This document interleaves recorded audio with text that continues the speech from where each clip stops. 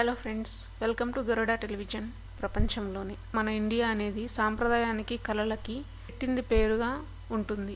అందులోనూ మన వస్త్రాలంకరణ, మన భాషా విధానం అన్నీ కూడా సాంప్రదాయబద్ధంగా ఉంటాయి. మన హిందూ ధర్మం కూడా మనం అంతే గౌరవంగా చూసుకుంటాం. అలాంటిది ఒక సాంప్రదాయమైన కలంకారీ కళ అనేది అంతరించిపోతుందండి.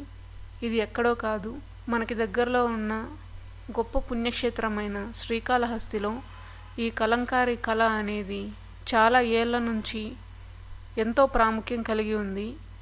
కలంకారీ అంటే కలంతో చేసే పని కాబట్టే కలంకారీ అని పిలిచేవాళ్ళు. ఈ కలంకారీ చీరలు అనేవి చాలా ఫేమస్ అండి.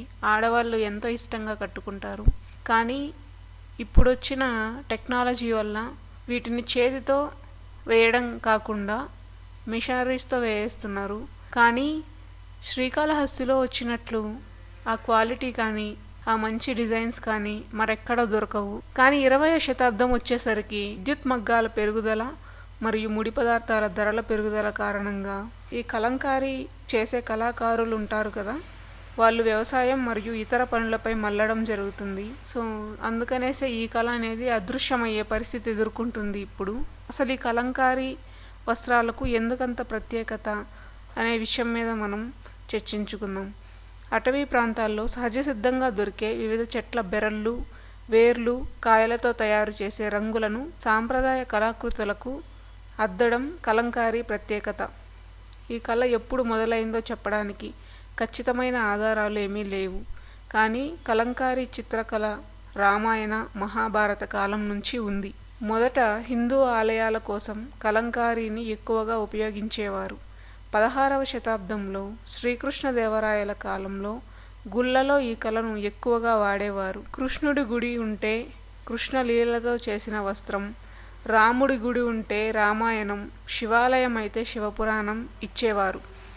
ఈ గుడికి వచ్చే భక్తులు ఈ కలంకారీ చిత్రాలు చూసి మన సంస్కృతి, మన చరిత్ర తెలుసుకునేవారు. 20వ శతాబ్దం మధ్యకు వచ్చేసరికి చాలామంది కళాకారులు వ్యవసాయం, ఇతర పనుల వైపు మళ్ళడంతో శ్రీకాళహస్తిలో ఈ కళ అదృశ్యమయ్యే పరిస్థితి వచ్చింది. 1957లో కమలాదేవి చటోపాధ్యాయ అనే కళా ఉద్యమకారిణి కృషితో ప్రభుత్వం దీని ప్రాముఖ్యతను గుర్తించి పునర్జీవం పోసింది. శ్రీకాళహస్తి పట్టణానికి చెందిన ప్రముఖ కలంకారీ కళాకారుడు నిరంజన్ జాతీయ, అంతర్జాతీయ అవార్డులు అందుకున్నారు. అంతేకాకుండా ఈ కళకు తొలి జాతీయ అవార్డు, పద్మశ్రీ పురస్కారాలు కూడా జొన్నలగడ్డ కుర్రప్ప అనే కళాకారుడు అందుకున్నారు. ఇంతటి ప్రాముఖ్యత ఉండే కళ అనేది అంతమైపోతుంది అనంటే మనందరికీ చాలా బాధాకరమైన విషయం. మన పూర్వీకుల నుంచి వచ్చే సహజ సిద్ధమైన కళలని, సంప్రదాయాలని మనం తర్వాత తరాలకి అందించలేకపోతున్నామని చాలా బాధగా అనిపిస్తుంది.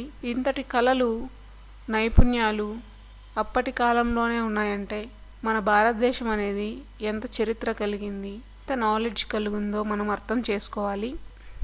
మీ అందరికీ ఈ వీడియో నచ్చింది అని అనుకుంటున్నాను. ఖచ్చితంగా మా ఛానల్ని సబ్స్క్రైబ్ చేయండి. మీ ఫ్రెండ్స్ అండ్ ఫ్యామిలీకి షేర్ చేయండి. ఎందుకంటే మన భారతదేశం గురించి తెలుసుకోగలిగే విషయాలు మేము మీకు చెప్పగలుగుతున్నాం. మీ పిల్లలకు కూడా మన భారతదేశ సంస్కృతి, సాంప్రదాయాలను తెలియజెప్పడానికి మేము చేసే ఈ చిన్న ప్రయత్నమే మా గరుడ టెలివిజన్. Thank you.